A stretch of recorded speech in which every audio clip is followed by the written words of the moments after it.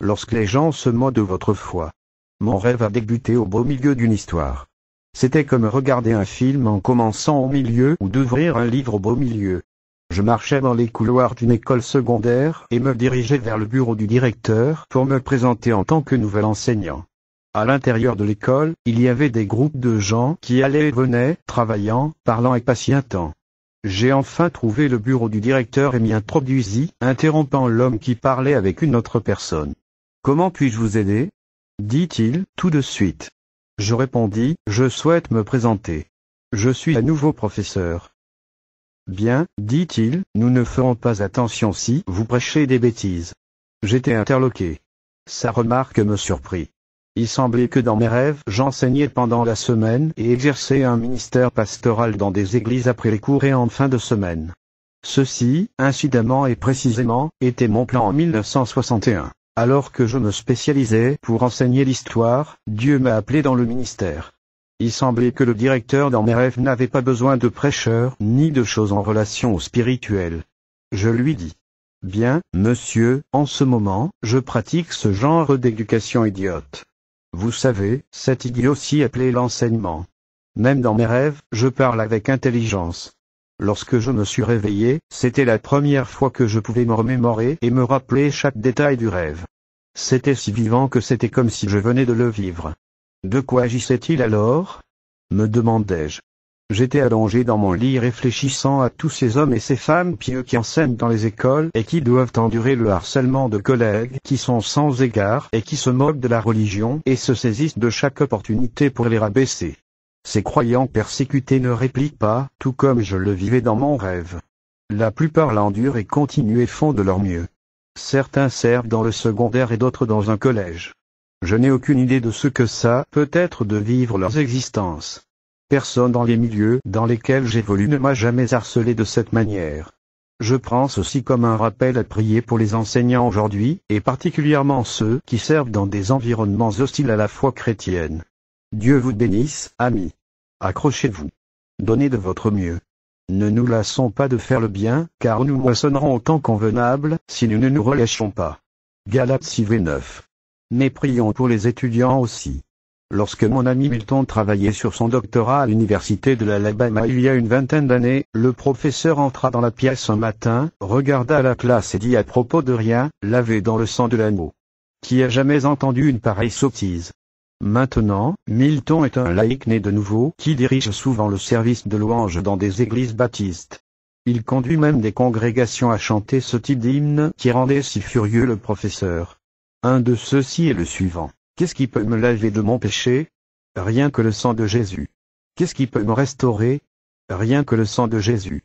Oh, comme il est précieux le flot qui me rend plus blanc que la neige, aucune autre trace je ne connais. Rien que le sang de Jésus.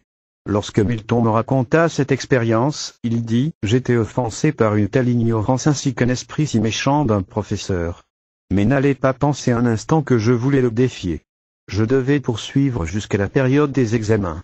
Je m'assis là, comme un lâche et le laissai se moquer de ma foi. Finalement il lâcha prise et changea de sujet.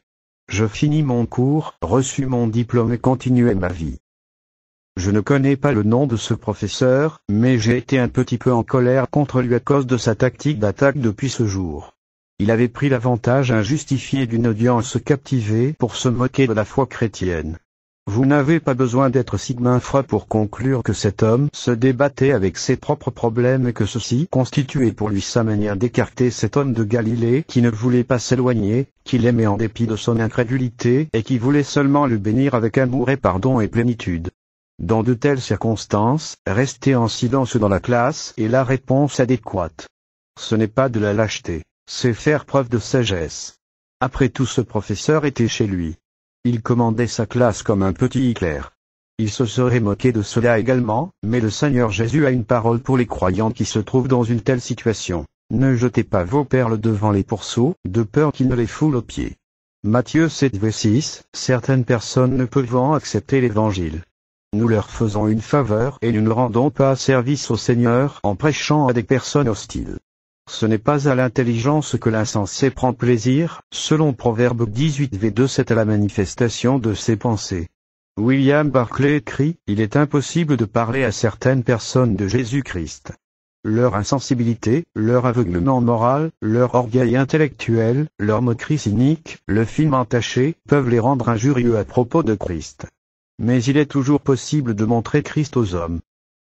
Que le croyant vive une vie pieuse d'une grande intégrité et d'une douceur raisonnable devant le monde.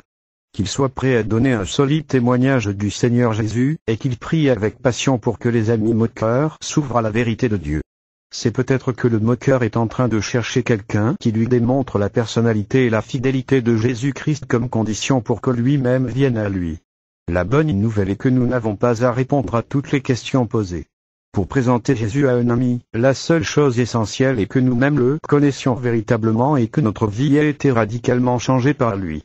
Lors d'un stage de formation au témoignage à Hattiesburg, dans le Missouri, un soir nous avons envoyé les stagiaires faire du porte-à-porte pour partager leur foi.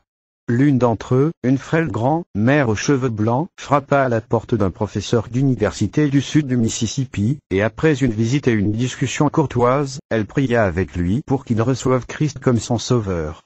Elle n'est pas venue à lui de manière intellectuelle, mais comme vers un enfant qui a besoin de connaître l'amour éternel du Père et la puissance rédemptrice du Sauveur. C'est ainsi que cela marche, et c'est pour cette direction que nous devons prier. Jésus a dit, « Quiconque ne recevra pas le royaume de Dieu comme un petit enfant n'y entrera point. » Luc 18.